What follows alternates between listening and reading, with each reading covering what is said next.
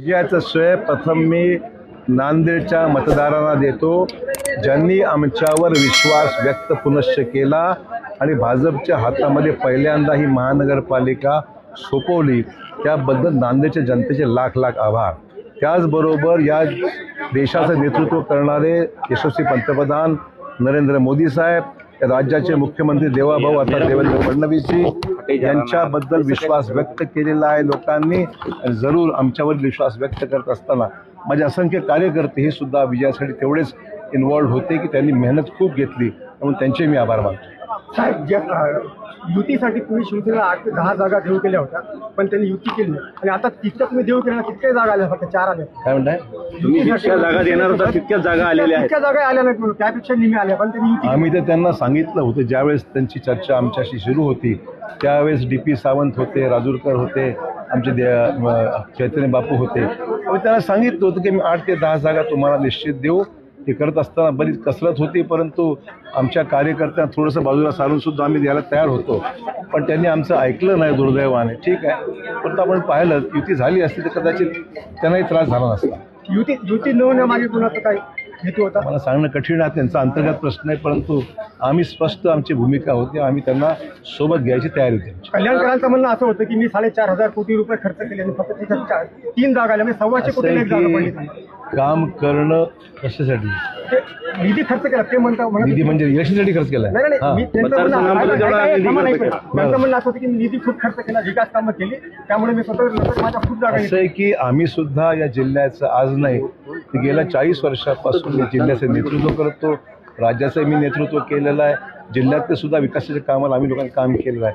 परंतु निवडणूक हा वेगळाच विषय आहे, लोकांना राजकीय स्थैर्य सुद्धा लागत असतं आणि केंद्रात आणि राज्यामध्ये सरकार जी BJPचं आहे त्या सरकारच्या माध्यमातून जिल्ह्याला अधिकचा पैसा मिळेल, विकासाच्या कामाला चालना मिळेल, मुख्यमंत्र्यांनी जे काही भाषणामध्ये विषय स्पष्ट केलेले आहेत त्या अनुषंगाने पुढची वाटचाल आपल्याला करता येईल, तो अँगल लोकांच्या मनामध्ये होता आणि म्हणून त्यांनी भाजपच्या बाजूने कौल दिलेला आहे। राष्ट्रवादीच्या आमदारांना खूप खालच्या पातळीवरची वैयक्तिक टीका केली आहे म्हणून त्यांना विचारा काय झालं त्याचं।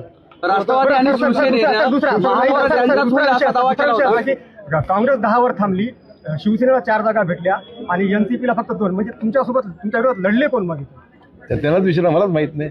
आम्ही तर जे आमच्या विरोधात ते आमच्या विरोधात, जे आमच्या विरोधात लढले ते आमच्या विरोधात, हीच आमची भूमिका आहे।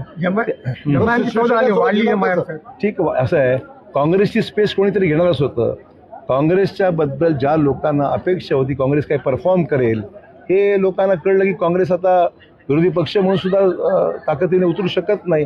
ह्याची ज्यावेळेस लोकांना प्रचिती आली त्यावेळेस त्यांनी पर्याय MIM ला निवडलं, आज स्पष्ट म्हणावं लागेल।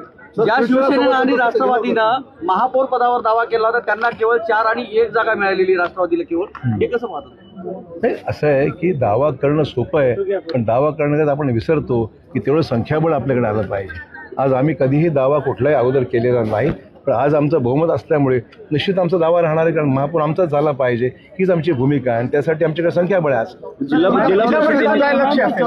लक्ष पुढचं काय आता?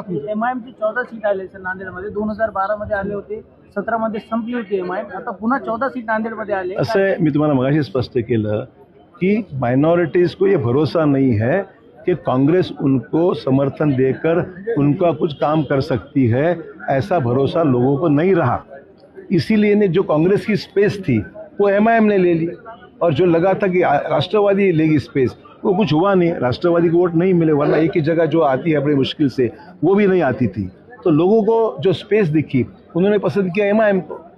पुन्हा एकदा नांदेडमध्ये आलेले आहे, ते भाजपाला सपोर्टिव्ह आहे की भाजपा? नाही, भाजपा MIM ला सपोर्ट करणं किंवा MIM चा सपोर्ट घेण्याचा प्रश्नच उद्भवत नाही। विरोधी पक्षात बसणार त्यांच्या जागा? त्यांना विचारा, मला माहित नाही।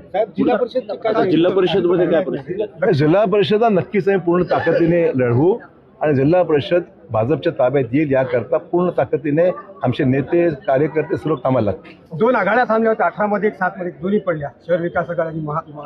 ठीक आहे, त्यांनी प्रयत्न केला त्या ठिकाणी आणि काँग्रेसने त्याला जवळ केलं नाही म्हणून त्यांनी स्वतःच चुकवते, भाजपकडे याचा प्रश्नच नव्हता, त्यांना आघाडी त्यांनी फक्त, तर काँग्रेसने तिकीट दिले असते कधी काँग्रेसने गेले असते ते, पण काँग्रेसने नाकारलं, मग त्यांना आघाडी उभा करावी लागली, पण यश आलं नाही त्यांना। ओके, धन्यवाद। थँक्यू।